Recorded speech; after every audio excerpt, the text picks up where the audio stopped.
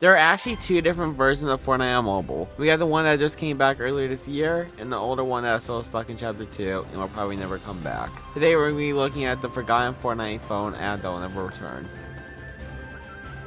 Fortnite first came to iPhone devices back on April 2nd, 2018 in Season 3. It was a way for players to play Fortnite on the go, check item shops, and just be another way for players to play Fortnite if they didn't own a PC or a gaming console. But that all went away. Because on August 13th, 2020, Fortnite got banned on all Apple devices due to Epic lowering their velo prices and breaking Apple terms of service, causing the app to get removed and no longer being able to receive updates, meaning all players were stuck in Chapter 2 Season 3.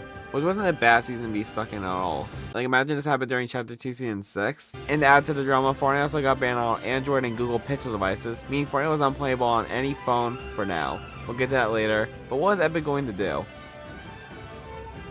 Epic Games started #FreeFortnite, a way to show how Apple was with their unfair policies. With this, they did a few things for the player base. One thing they did was have a cup called the #FreeFortnite Cup available to play on all consoles.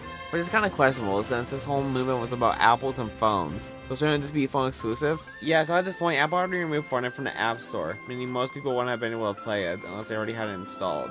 That makes a lot more sense. They held this on August 23rd, 2020, and had a few rewards. Getting 10 points created a skin called Tar Tycoon, which we'll be revisiting soon. Basically an Apple skin in a suit with a grayish, glitchy effect. I feel like the skin is cool, and having a sort of unofficial Apple skin is kind of cool too, since we never had an exclusive Apple skin, and I feel like we never will now. Top players also got a #FreeFortnite hat, which looks pretty cool, and it's selling pretty cheap on eBay. But sort of the same, they also gave us free assets that you could print, produce, and even sell your own #FreeFortnite merch.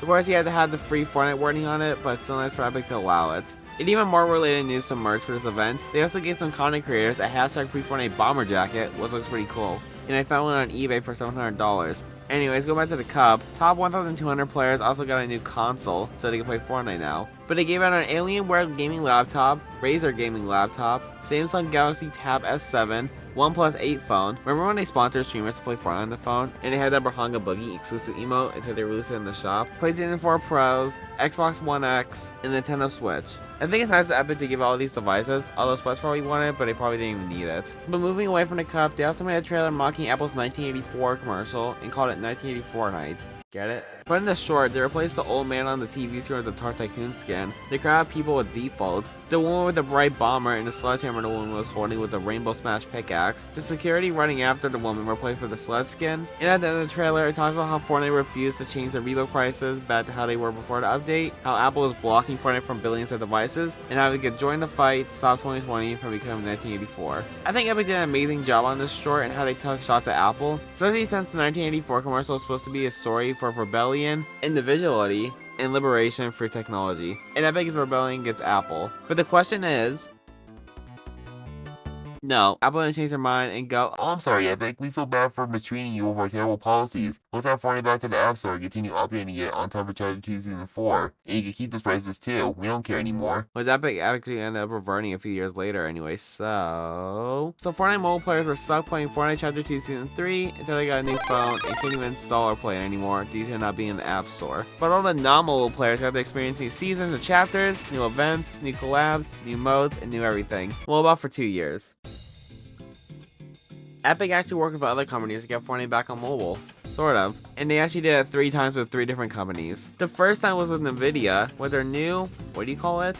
Since this was a cloud-based game streaming service, it isn't really considered an app, since you had to go on Safari and make it an app. Look, I have no idea how this works, I'm not a tech guy, so maybe it is considered an app, I don't know. Just launched in beta in January 2022, and a full launch in March 2022. Meaning we finally had a new way to play Fortnite on mobile, right? Well, you actually had to pay for a membership to get better stuff, like longer gaming sessions, higher frames and resolutions, and there was also a queue to get in sometimes, so it would take a while to get in. So if you just wanted to play Fortnite and not pay for a monthly membership, you would only get 1 hour gaming sessions, which is about 3 games, 1080p and 60 FPS, which I guess isn't bad, the PS4 and Xbox One ran out of that. But you also had a queue, which according to this typically was about 2 minutes, which trust me, most of the time it wasn't. Oh, and you got ads. What? What is this, a YouTube video?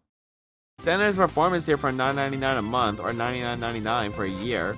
This got you 6 hours of gaming, 1440p, 60 FPS, and a bunch of other performance settings, I don't know what they are. And a higher priority in the queue, which was typically around 1 minute. Then there's the ultimate plan for $19.99 a month or $199.99 a year. I just wanted to try and buy a console like a Nintendo Switch, and this gave you 8 hours of gaming sessions, 4K resolution, 240 FPS, and a bunch more performance settings I don't know, once again, and first priority in queue. Look at some gameplay, it's not the worst thing, it's basically what's on the phone, but I guess slightly better, and it's available in North America, Europe, and Asia, which is a small list but it's still decently good. Then not even a full year later, Epic partnered with Microsoft for Xbox Cloud Gaming, another cloud gaming app, in May 2022. This didn't have a subscription, but since it uses the Xbox service, you can pay for Game Pass to get other games that work with the app. You surprisingly didn't have to pay for Xbox Live to play any games. But after reviewing some stuff, Microsoft added 1 hour gaming sessions with a monthly cap of 5 hours in October 2025. Luckily, we won't be talking about that since it didn't get added back in 2022. And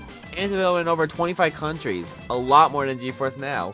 But is it better, worse, or the same as GeForce Now? I'd say it's about the same, probably a little bit better. It runs at 1080p and 60 FPS on mobile, which it is for GeForce Now too, but it also depends highly on your internet connection. I'm sure there's a big difference if you're playing Fortnite in the car on the highway versus a restaurant or in Target. Or even if you're playing in the middle of the woods. Wait, why would you be playing Fortnite there? But moving to the last company they work with, it's Amazon with their cloud gaming service. Amazon Luna in May 2023, 1 year later after partnering with Xbox. They're just releasing these things yearly now, what the heck.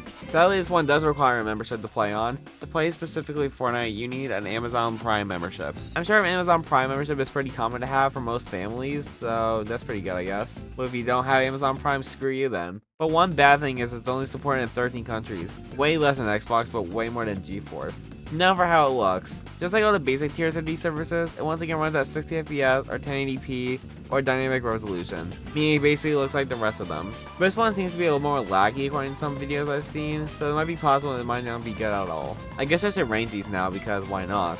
I guess it would be Amazon Luna at 3rd, GeForce Now in 2nd, and Xbox Cloud Gaming in 1st. Since they all look basically the same, I'm just ranking them on lag, time limits, and cost to play, since those are basically the only difference they have between each other. Before we move on to our final subject, I just want to mention, they have login rewards. GeForce Now had the Destroyer pickaxe, Xbox had the Dazzle Daggers pickaxes, and Luna had the Velocity Edge pickaxe. This was all this one big scheme to get us to play Fortnite these terrible services, and notice how they're all pickaxes?